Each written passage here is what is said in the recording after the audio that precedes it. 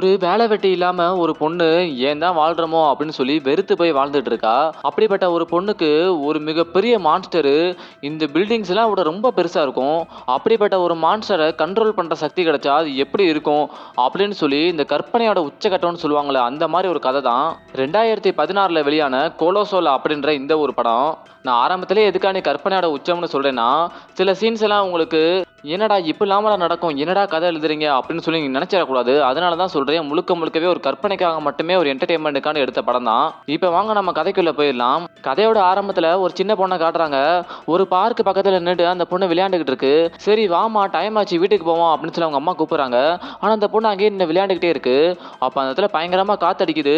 என்னன்னு சொல்லி சைட்ல பார்த்தோம்னா அங்க பக்கத்துல இருக்கிற பில்டிங்ஸ் கிட்ட ஒரு மிகப்பெரிய ஒரு மான்ஸ்டர் ஒன்று நடந்து போயிட்டு இருக்கு. எப்படி இப்படி சடனா ஒரு மான்ஸ்டர் வந்துச்சு அப்படின்னு சொல்லி யாருக்குமே புரியல. அதை பார்த்துட்டு அந்த பொண்ணு பயத்துல ஆன்னு கத்துது. இதே இடத்துல தான் அந்த படத்தோட டைட்டிலே போடுறாங்க. இது நடந்து 25 வருஷங்க அப்புறமா என்னாச்சுன்னு சொல்லி காட்டுறாங்க. இப்போ ஒரு பொண்ணை காட்டுறாங்க. இந்த ஒரு பொண்ணு தான் நம்ம கதையோட ஹீரோயினே. இவங்களோட பேரு குளோரியா. இவங்களுக்கு ஒரு மண்டையில ஒரு சின்ன பிரச்சனை இருக்கு. இவங்க சின்ன பொண்ணா இருக்கும் போது ஒரு தடவை தலையில அடிபட்டுருச்சு. அப்ப இருந்தே இவங்களுக்கு ஞாபகம் மறதியா இருக்கிற ஒரு சில பழக்கங்கள்லாம் இருக்கு. திடீர்னு நேற்று நடந்த விஷயத்த மறந்துடுவாங்க. சில நேரங்களில் நம்ம என்ன பண்ணிட்டு இருக்கோம் அப்படின்ற விஷயத்த கூட மறந்து போயிடுவாங்க. இவங்களுக்கு ரொம்பவே பழகுன ஒரு விஷயமா இருந்தா, இல்லைன்னா அவங்க எப்பயுமே ரெகுலரா பண்ற ஒரு விஷயமா இருந்தாலோ, இல்லைன்னா அவங்க மறக்கவே முடியாத அளவுக்கு ஒரு மிகப்பெரிய விஷயமா இருந்தா மட்டும்தான் அவங்க ஞாபகமே வச்சுக்குவாங்க. மற்றபடி இந்த மாதிரி சின்ன சின்ன விஷயங்கள்லாம் அடிக்கடி மறந்து போயிடுவாங்க. அவங்களுக்கு தலையும் வலிக்க ஆரம்பிக்கும். இந்த ஒரு ப்ராப்ளத்தோட தான் குளோரியா வாழ்ந்துகிட்டு இருக்காங்க. இவங்களுக்கு ஒரு பாய் ஃப்ரெண்ட் இருக்காரு. அவரோட வீட்டில் வெயிட் பண்ணிட்டு இருக்காரு குளோரியாக்காக தான். ஆனால் அவங்க ரொம்ப லேட்டாக வராங்க. ஏன் லேட் ஆயிடுச்சு அப்படின்னு சொல்லி பாய் ஃப்ரெண்ட் கேட்கும்போது, நான் மறந்துட்டேன், நான் இங்கே போயிட்டேன் அங்கே போயிட்டேன் அப்படின்னு சொல்லி என்னென்னமோ சொல்லி சமாளிக்கிறாங்க. இது எல்லாத்தையுமே கேட்டுட்டு பாய் ஃப்ரெண்டுக்கு செம்ம கடுப்பாகுது. நீ எப்போ பார்த்தாலும் இதை தான் பண்ற குளோரியா, நீ எனக்கு முக்கியத்துவமே கொடுக்க மாட்டேங்கிற, எதையாவது செய்யற, எதையாவது விஷயத்த மறந்துடுற, நான் ஒரு டைமுக்கு வர சொன்னா நீ இதோ ஒரு டைமுக்கு வர, உனக்கா போர் அடிச்சா மட்டும்தான் நீ என் கூட இருக்கணும்னு ஆசைப்படுற போல.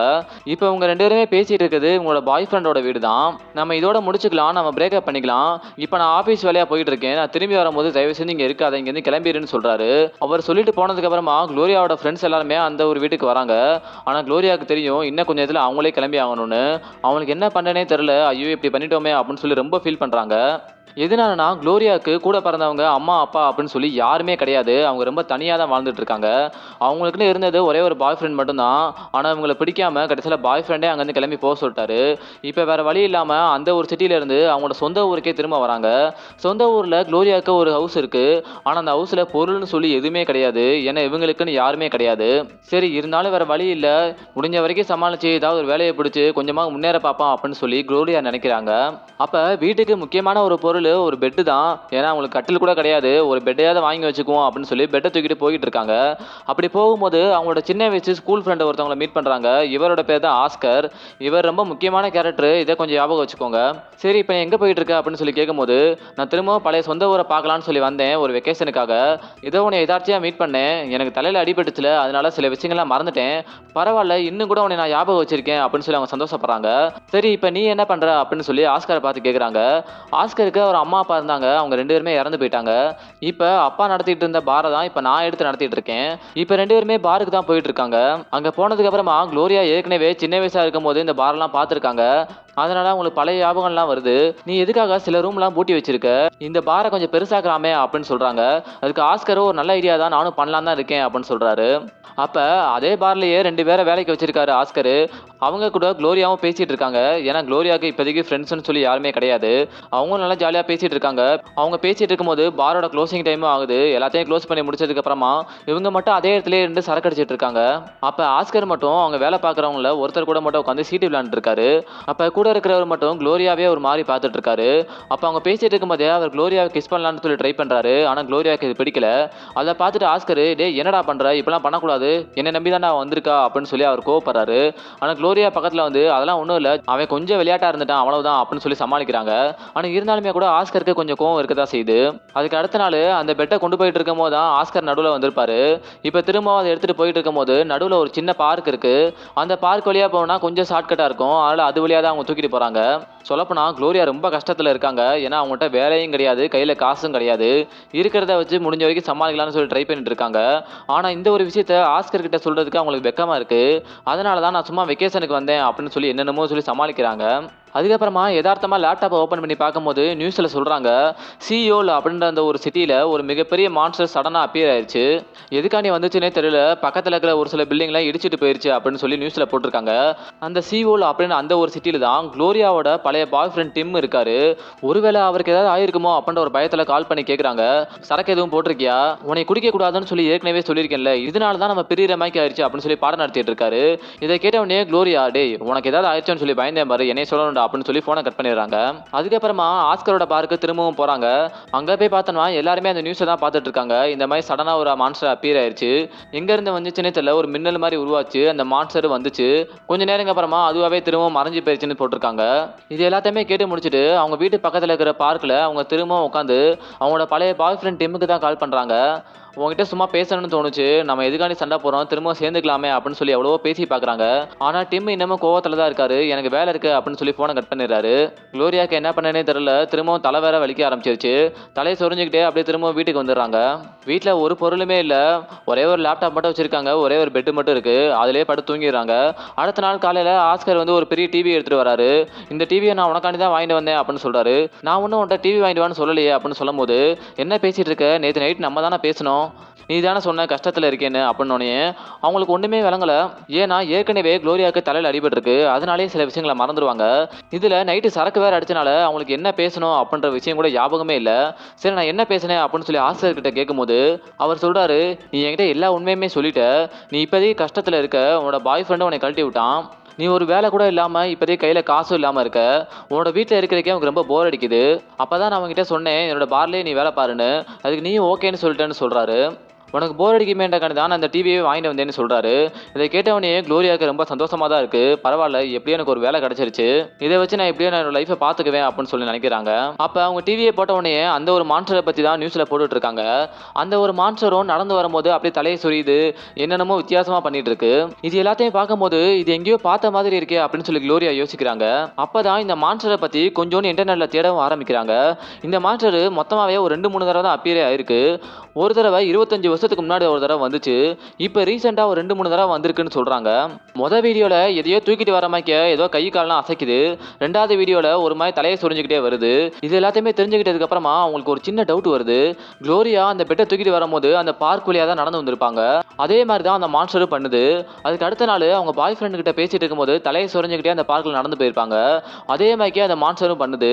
ஒருவேளை நம்ம செய்யற எல்லாத்தையுமே இந்த மான்ஸ்டர் செய்தோ அப்படின்னு சொல்லி லேசா குளோரியாவுக்கு டவுட் வருது. இருந்தாலும் கன்ஃபர்மேஷன் பண்ணிக்கலாமே அப்படின்னு சொல்லி அந்த பார்க்குக்கு மறுபடியும் போறாங்க. அந்த பார்க்குக்கும் கரெக்டா காலையில 8 மணிக்கு போய் கையை ஒரு பக்கமா தூக்கிட்டு அப்புறம் ஏசுநாதர் மாதிரி ஒரு போஸ்ட்லாம் கொடுக்குறாங்க. அதை பண்ணி முடிச்சுட்டு திரும்ப வந்து நியூஸை பார்க்குறாங்க. அந்த மான்ஸ்டரும் உங்க எப்படி கையை அசைச்சாங்களோ அதே மாதிரி செஞ்சு காட்டுது. குளோரியாக்கு என்ன பண்றேனே தெரியல, ரொம்ப ஆச்சரியமா இருக்கு, இது எப்படி சாத்தியம், எதுக்காக நம்ம பண்ற மாதிரிலாம் அந்த மான்ஸ்டர் பண்ணுது அப்படின்னு சொல்லி குழம்பி போய் உட்காந்துருக்காங்க. இதை மற்றவங்ககிட்ட சொன்னா கண்டிப்பா எல்லாருமே பைத்தியம் தான் நினைப்பாங்க அப்படின்னு சொல்லி அவங்க யோசிச்சுட்டு இருக்காங்க. அன்னைக்கு எப்பவும் போல வேலைக்கு போயிட்டு திரும்பவும் வீட்டுக்கு வந்துடுறாங்க.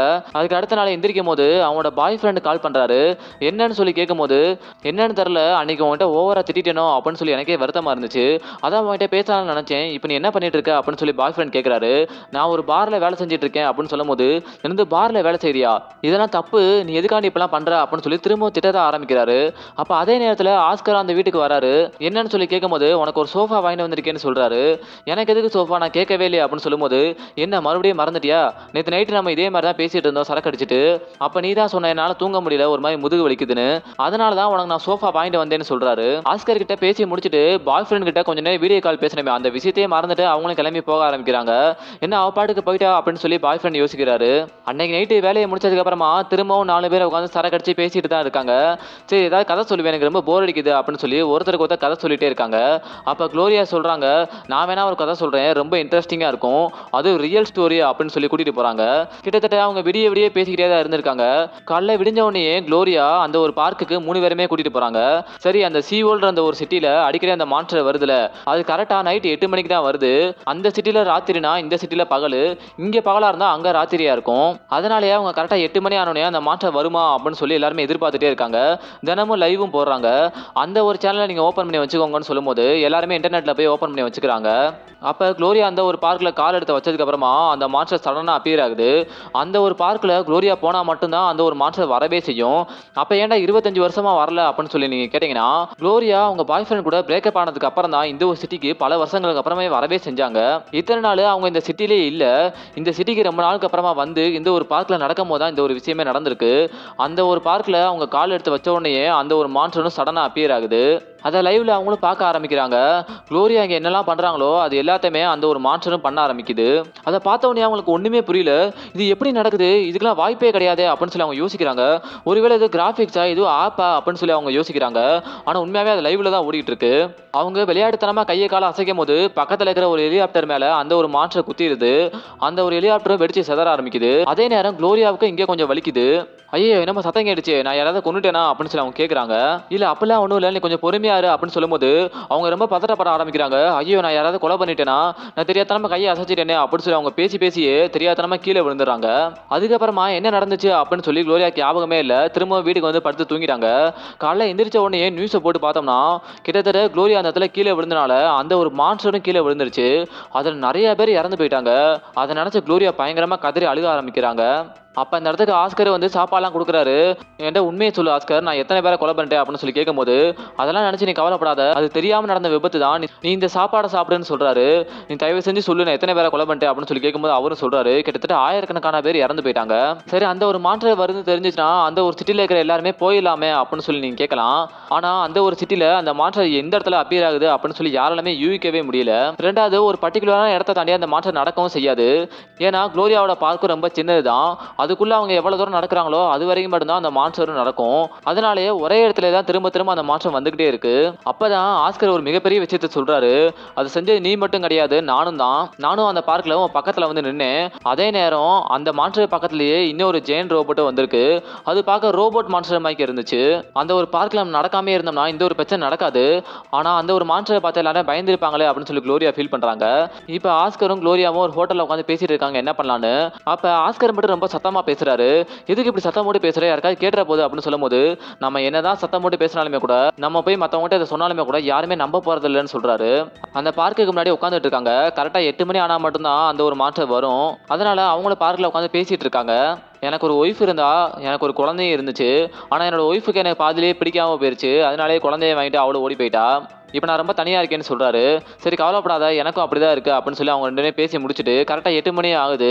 அவங்களும் அந்த பார்க்ல நடக்கலாம் அப்படின்னு சொல்லி குளோரியா முடிவு பண்றாங்க. ஆனா அவங்க நடக்காம ஒரே ஒரு ஸ்டெப்பு மட்டும் வச்சு அந்த ஒரு மான்ஸ்டரை அங்க வர வச்சுட்டு கையை வச்சுக்கிட்டு அப்படியே தள்ளி போங்க அப்படின்னு சொல்லி ஒரு சிக்னல் கொடுக்குறாங்க. அந்த ஒரு மான்ஸ்டரும் அதை கொடுக்குது. உடனே அங்க இருக்கிற எல்லா பீப்புள்ஸுமே நகண்டு போயிடுறாங்க. அப்ப அப்படியே கீழே குனிஞ்சு அந்த பார்க்ல எழுதுறாங்க, நான் தெரியாம பண்ணிட்டேன், இனிமேல் இப்பெல்லாம் நடக்காது அப்படின்னு சொல்லி எழுதும் போது அந்த ஒரு மான்ஸ்டரும் அதே இடத்துல எழுத ஆரம்பிக்குது. அதை பார்த்துட்டு நியூஸ் ஃபுல்லாவே பயங்கரமா ட்ரெண்டிங் ஆயிடுது. ஏன்னா இந்த மான்ஸ்டரால மனுஷங்களோட மொழியை புரிஞ்சுக்க முடியுது. அது ஒரு நல்ல மான்ஸ்டர் தான் போல, அதனால தான் நான் தெரியாம பண்ணிட்டேன் அப்படின்னு சொல்லி மன்னிப்பு கேட்குதுன்னு சொல்லி எல்லாருமே நினைக்கிறாங்க. இதை பார்த்து அந்த பார்ல வேலை செய்யற 2 பேருமே சந்தோஷப்படுறாங்க. அதுல ஒருத்தருக்கு மட்டும் நம்ம குளோரியா மேல ஒரு கண்ணு. குளோரியாவுக்கும் அவங்கள கொஞ்சம் கொஞ்சமா பிடிச்சிருக்கு போல. அன்னைக்கு ராத்திரியே அவங்க வீட்டுக்கு போய் கொஞ்சம் ஒண்ணு மண்ணா இருக்காங்க. அதுக்கு அடுத்த நாள் காலைல எந்திரிச்ச உடனே அந்த ஒரு மான்ஸ்டர் திரும்பவும் வந்துருச்சு. ஆனா இப்ப வந்தது அந்த பழைய மான்ஸ்டர் கிடையாது, அந்த ரோபோட் மான்ஸ்டர் அப்படின்னு சொல்லி நியூஸ்ல போடுறாங்க. இதை கேட்ட உடனே குளோரியாவுக்கு செம்ம கடுப்பாகுது. வேமா இந்திரியா அப்படின்னு சொல்லி அந்த ஒரு பர்சனை கூட்டிட்டு போறாங்க. அந்த பார்க்குக்கு போய் பார்த்தோன்னா ஆஸ்கர் அந்த இடத்துல நின்று விளையாண்டுட்டு இருக்காரு. இதை கேட்ட உடனே குளோரியாவுக்கு பயங்கரமா கடுப்பாகுது. நீ எதுக்காண்டி இப்பெல்லாம் விளையாடுற, அது ஒரு உயிர் சம்பந்தப்பட்ட விஷயம், யாருக்கா ஏதாவது ஆயிர போகுதுன்னு சொல்றாங்க. இன்னொரு பக்கம் ஆஸ்கருக்கு ஒரு சின்ன டவுட் வருது, எதுக்காண்டி இவங்க 2 பேரும் காலையிலே சேர்ந்து வராங்கன்னு. சரி அந்த பார்க்ல இருந்து வெளியே வா, இந்த மாதிரி பண்ணாத அப்படின்னு சொல்லி அவங்க சொல்றாங்க. ஆனா ஆஸ்கர் கேட்க மாட்டாரு, எனக்கு இது ரொம்ப பிடிச்சிருக்குன்னு சொல்றாரு. அதனால அவங்கள உள்ள வந்து இங்க இருந்து போ அப்படின்னு சொல்லி செய்ய காட்டுறாங்க. இன்னொரு பக்கம் அந்த 2 மான்ஸ்டருமே அதே மாதிரி பேசிக்கிற மாதிரி இருக்கு. இது எல்லாருமே மக்கள் பார்த்துட்டு என்ன இந்த 2 மான்ஸ்டருமே பேசிக்கிறது அப்படின்னு சொல்லி பார்த்துட்டு இருக்காங்க. நான் போவே மாட்டேன் அப்படின்னு சொல்லும் போது குளோரியா கோவத்துல ஒரு அடி அடிச்சிடறாங்க இங்கேருந்து போன்னு. உடனே ஆஸ்கரும் சரி சாயங்காலம் வேலைக்கு வந்துரு அப்படின்னு சொல்லி அங்கேருந்து கிளம்புறாரு. ஆனா மூஞ்சியை பார்த்தாலே தெரியுது அவர் செம்ம காண்டாயிட்டாருன்னு. இதே விஷயத்த இங்க இருக்கிற மான்ஸ்டர்ஸும் பண்ணுதுங்க. அதை பார்த்துட்டு மக்கள்லாம் ரொம்ப சந்தோஷப்படுறாங்க. இந்த ஒரு மான்ஸ்டர் ரொம்ப நல்ல மான்ஸ்டர் போல. இன்னொரு மான்ஸ்டர் நடுவில் வந்தோடனே இங்க இருந்து போ அப்படின்னு சொல்லி அடிக்கலாம் செய்து அதை வச்சுட்டு நிறைய மீம்ஸ் எல்லாம் போட்டு சோசியல் மீடியாலேயே பயங்கரமா ட்ரெண்ட் ஆகுது. இது பார்ல இருக்கிற எல்லாருமே பார்க்குறாங்க, பார்த்து சிரிக்கவும் ஆரம்பிக்கிறாங்க. குளோரியாவுக்கு ஒரு சின்ன பையன், ஆஸ்கர் ரொம்ப டென்ஷன் ஆயிடுவானோன்னு. ஆனா ஆஸ்கர் எதுவுமே நடக்காத மாதிரி சாதாரணமா தான் இருக்காரு. அன்னைக்கு ராத்திரி பாரம் மூடினதுக்கு அப்புறமா எல்லாருமே உட்காந்து பேசிட்டு இருக்காங்க. அப்ப ஆஸ்கர் மட்டும் பக்கத்துல இருக்கிற எல்லாருமே ஒரு மாதிரி சைக்கோ மாதிரி ட்ரீட் பண்றாரு. அவங்க வேலை பார்க்கறதுல ஒருத்தருக்கு டைஜஸ்டிவ் ப்ராப்ளம் இருக்கு போல. அவர் பாத்ரூம்ல ரொம்ப நேரமா டைம் ஸ்பெண்ட் பண்ணுவாரு. அது எல்லாத்தையுமே சொல்லி காமிச்சிட்டு இருக்காரு. உடனே அவரும் கடுப்பாகி, டேய் என்னடா இவ்வளவு மட்டமா பேசிட்டு இருக்க, உங்ககிட்ட வேலை பார்க்கறேன்றக்காண்டி நீ சொல்ற எல்லாத்தையும் நான் கேட்கணும் அவசியம் கிடையாது அப்படின்னு சொல்லி அவர் கோவத்துல அங்க இருந்து கிளம்பிடுறாரு. சரி நீ எதுக்குமா சரக்கு அடிக்காம இருக்க அப்படின்னு சொல்லி குளோரியாவை பார்த்து கேட்கிறாரு. எதனாலனா அன்னைக்கு அவங்க சரக்கு அடிச்சனால தான் அந்த பார்க்ல போய் தெரியாதனமா கீழே விழுந்திருப்பாங்க. அப்படி விழுகும்போது நிறைய பேர் இறந்து போயிருப்பாங்க. இன்னொரு தடவை அந்த தப்பை நான் செய்ய மாட்டேன்னு சொல்றாங்க. ஆனா இப்ப மட்டும் நீ சரக்கு அடிக்கலனா நான் திரும்ப அந்த பார்க்குக்கு போய் குதிக்க ஆரம்பிச்சிருவேன்னு சொல்றாரு. இதை கேட்டவொடனே குளோரியாவுக்கு செம்ம கடுப்பாகுது. அங்க வந்து நீ சொன்னா நான் செய்யணுமா அப்படின்னு சொல்லி அந்த ஒரு சரக்கு எடுத்து கீழே கொட்டிடுறாங்க. உடனே ஆஸ்கர் கோவத்துல அங்கிருந்து கிளம்ப ஆரம்பிக்கிறாரு. கரெக்டா விடியவும் ஆரம்பிக்குது. குளோரியா வேணாம் எதுவும் பண்ணிடாத, ஏன் மேல உள்ள கோவத்துல யாரையும் பழி வாங்கிறாத அப்படின்னு சொல்லி ரொம்ப கெஞ்சி பாக்குறாங்க.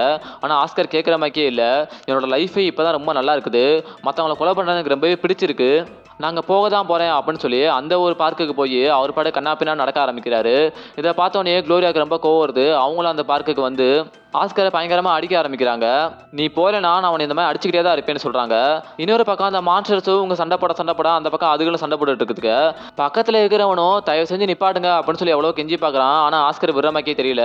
கடைசியில குளோரியாக்கு என்ன பண்ணன்னு தெரியாம அவரோட கையை பிடிச்சி பயங்கரமா கடிக்க ஆரம்பிச்சிடுறாங்க. அதனாலே ஆஸ்கரும் சரின்னு சொல்லி விட்டுறாரு.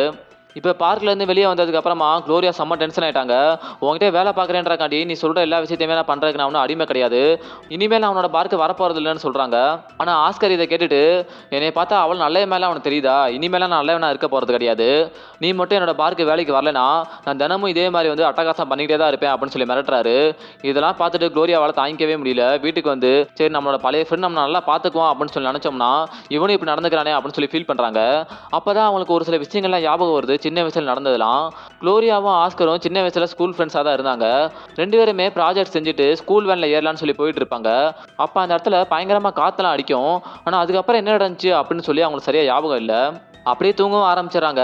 அதுக்கு அடுத்த நாள் அந்த பார்ல வேலை செய்யற இன்னொருத்தர் வராரு. வந்து வீட்டுக்கு தேவையான நிறைய பொருட்கள் எல்லாம் குளோரியா கிட்ட கொடுக்குறாரு.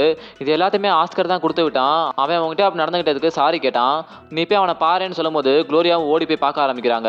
அங்க போனதுக்கு அப்புறமா நீ எதுக்கா நீ இப்பெல்லாம் பண்ற, நான் இந்த மாதிரி பொருட்கள்லாம் உன்னை கேட்கவே இல்லையா அப்படின்னு சொல்லும் போது, இல்ல நேற்று நடந்தெல்லாம் யோசிச்சு பார்க்கும்போது எனக்கு ரொம்ப கஷ்டமா இருந்துச்சு, நான் உன்னை ரொம்ப ஹர்ட் பண்ணிட்டேன்னு நினைக்கிறேன், அது எல்லாமே என்னோட தாத்தாவோட வீட்டில் இருந்த பொருட்கள் தான், என்னோட தாத்தா உயிரோட இல்லை, அதனால தான் உனக்காக யூஸ் ஆகுமே அப்படின்னு சொல்லி உனக்கு கொடுத்து விட்டேன், இனிமேல் நம்ம பழைய பேர் ஃப்ரெண்ட்ஸாகவே இருப்போமே அப்படின்னு சொல்கிறாரு.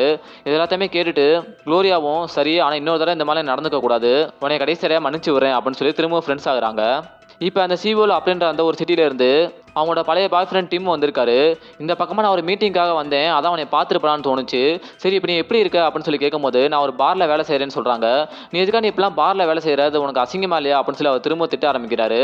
உடனே நான் கிளம்புறேன் அப்படின்னு சொல்லி குளோரியாவும் கிளம்புறாங்க. சரி இனிமேல் அவனை இந்த மாதிரி திட்ட மாட்டேன் அப்படின்னு சொல்லி அவரும் சொல்கிறாரு. நானே அவனை பார் கூட்டிகிட்டு போகிறேன் அப்படின்னு சொல்லி அவங்க ரெண்டு பேருமே பாருக்கு போகிறாங்க. அங்கே போனதுக்கு அப்புறமா ஆஸ்கரையும் பார்க்குறாரு. ஆனால் ஆஸ்கர் நடந்துக்கிற எல்லாமே ஒரு மாதிரி வித்தியாசமாக இருக்குது. சரி வாங்க மூணு பேருமே ட்ரிங்க் பண்ணலாம் அப்படின்னு சொல்லி உட்காராரு. ஆனால் அதுக்கப்புறமா அவரே குளோரியாவை நிறைய வேலையை வாங்குறாரு. இது எல்லாத்தையும் பார்த்துட்டு டிம்முக்கு கடுப்பாகுது.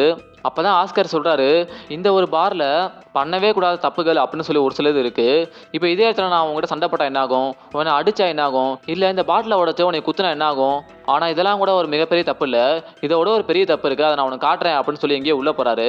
இது எல்லாத்தையுமே பார்த்துட்டு குளோரியாவுக்கு டிம்முக்கு ஒரு மாதிரி பயமாகுது, இவன் ஏன் இப்பெல்லாம் நடந்துக்கிறான்னு. கொஞ்ச நேரம் அப்புறமா ஒரு பெரிய வெடி எடுத்துட்டு வராரு.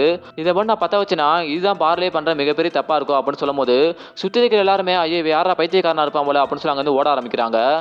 அந்த ஒரு வெடியை அவர் பத்தவும் வச்சுறாரு. உடனே குளோரியாவும் டிம்மும் ஓடி போய் ஒளிஞ்சுக்கிறாங்க. அது பயங்கரமா வெடிச்சு செதற ஆரம்பிக்குது. பக்கத்துல இருக்கிற பாட்டிலாம் தெறிக்க ஆரம்பிக்குது. அது வெடிச்சு முடிச்சதுக்கு அப்புறமா குளோரியாவும் டிம்மும் இங்க இருந்து நான் கிளம்புறோம்னு சொல்றாங்க.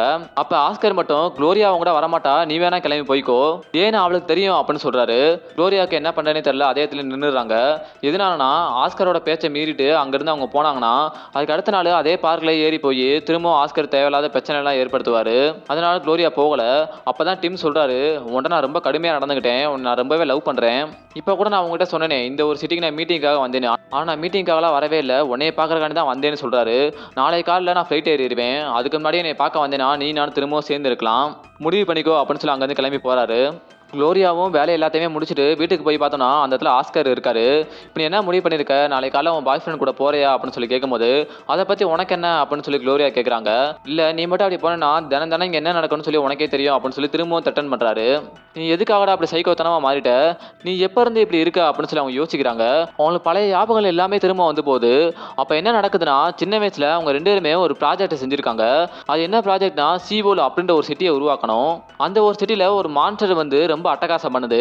அப்படி ஒரு ப்ராஜெக்டை செஞ்சுட்டு வாங்க அப்படின்னு சொல்லி டீச்சர் சொல்லியிருக்காங்க. அது 2 பேருமே செஞ்சுட்டு போயிட்டு இருக்காங்க. அதில் குளோரியாவோட ப்ராஜெக்டில் ஒரு பொம்மை இருக்குது. அதே மாதிரி ஆஸ்கரோட ப்ராஜெக்ட்லேயும் ஒரு பொம்மை இருக்குது ரோபோட் மாதிரி. அந்த இடத்துல இப்போ இருக்கிற பார்க்கே கிடையாது. அங்கே நிறைய மரங்கள்லாம் வச்சுட்டு ஒரு மாதிரி வேலி மாதிரி போட்டிருக்காங்க. அப்போ அந்த இடத்துல நிறைய காத்தடிக்க ஆரம்பிக்குது. குளோரியாவோட ப்ராஜெக்ட் வந்து பறந்து போயிருச்சு. அதை எடுக்கலாம் அப்படின்னு சொல்லி 2 பேருமே போயிட்டு இருக்காங்க. அந்த ப்ராஜெக்டை கடைசியில் ஆஸ்கர் எடுத்துறாரு. அதை ஓரமாக நின்று குளோரியாவும் பார்த்துட்டு இருக்காங்க. சரி எப்படியே கிடைச்சிருச்சு அப்படின்னு சொல்லி குளோரியா சந்தோஷப்படுறாங்க. ஆனால் ஆஸ்கர் என்ன பண்ணுறாருன்னா அந்த ஒரு ப்ராஜெக்டை எடுத்து காலாலேயே எட்டி மிதிச்சிடுறாரு. இதை பார்த்துட்டு குளோரியாவுக்கு செம்ம கடுப்பாகுது. அவங்க 2 பேருக்குள்ளேயுமே நிறைய வெறுப்புகள்லாம் இருக்குது. இவங்களோட இந்த அளவுக்கு வெறுப்பில் தான் அந்த ஒரு 2 மான்ஸ்டருமே உண்மையாகவே அந்த ஒரு சிட்டிக்கு வர ஆரம்பிச்சிருச்சு. அப்போ ஒரு மிகப்பெரிய மின்னல் வந்து குளோரியாவோட தலையிலே இடிக்குது. அப்போ இருந்து தான் குளோரியாவுக்கு பயங்கரமாக தலையில் அடிபட்டுருச்சு. இந்த மாதிரி மறதியெல்லாம் வர ஆரம்பிக்குது. இது எல்லாமே தெரிஞ்சதுக்கப்புறம் தான் குளோரியா சொல்கிறாங்க, நீ சின்ன வயசுலேருந்தே இப்படி தான், நீ உன்னையே நீ வெறுத்துக்கிட்டு இருக்க, உனக்கு இந்த வாழ்க்கையை பிடிக்கல, உன்னோட வாழ்க்கை ரொம்ப வெறுப்பாக இருக்குன்ற ஒரே காரணத்துக்காகவே அடுத்தவங்களோட வாழ்க்கையை நீ வெறுக்க வைக்க பார்க்குற. அதனால தான் இது எல்லாத்தையும் நீ பண்ணுற. நான் கண்டிப்பாக நாளைக்கு என்னோட பாய் ஃப்ரெண்டோட போக தான் போகிறேன் அப்படின்னு சொல்லி அவங்க டிசைட் பண்ணுறாங்க. உடனே ஆஸ்கர் அங்கேருந்து இப்போ நான் என்ன பண்ணேன்னு பாரு அப்படின்னு சொல்லி அந்த ஒரு பார்க்குக்கு போக ஆரம்பிக்கிறாரு.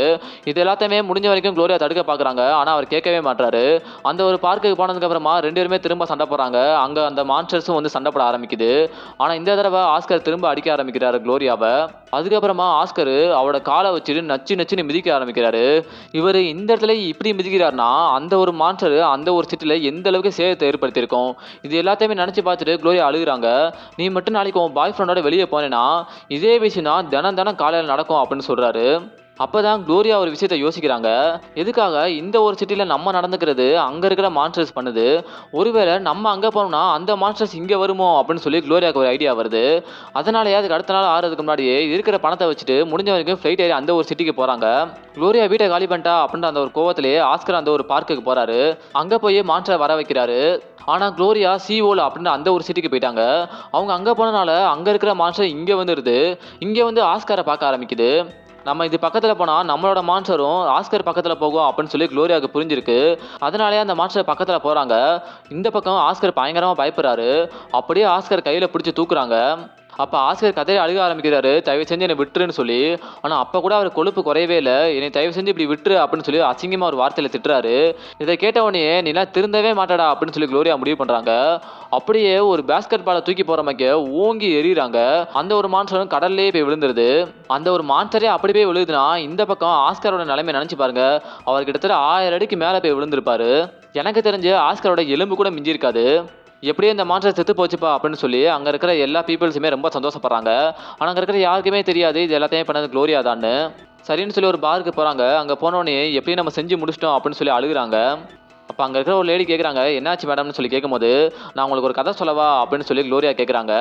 அதுக்கு அந்த ஒரு லேடியும், சரிங்க மேடம் கதையை கேட்குறேன், நீங்கள் வேணால் குடிச்சிக்கிட்டே பேசலாமே அப்படின்னு சொல்லி ட்ரிங்கை கொடுக்குறாங்க. ஐயோ மறுபடியும் சரக்கா அப்படின்னு சொல்லி அவங்க மூஞ்சியை தூக்குறாங்க. இதே இடத்துல கொலோசோலா அப்படின்ற இந்த ஒரு மூவி முடியுது. இந்த படத்தை பார்க்கும்போது ரொம்ப கற்பனையாக உருவாக்கின மாதிரி இருக்கும். இருந்தாலுமே கூட படத்தை பார்க்கும்போது ஒரு நல்ல என்டர்டைன்மெண்ட் இருந்துச்சு. இதை விட இன்ட்ரெஸ்டிங்காக இன்னொரு வீடியோவில் மீட் பண்ணுறேன். இந்த வீடியோ உங்களுக்கு பிடிச்சிருந்தா லைக் பண்ணுங்கள், ஷேர் பண்ணுங்கள், கமெண்ட் பண்ணுங்கள். மறக்காமல் சப்ஸ்கிரைப் பண்ணிட்டு போயிருங்க. பாய்.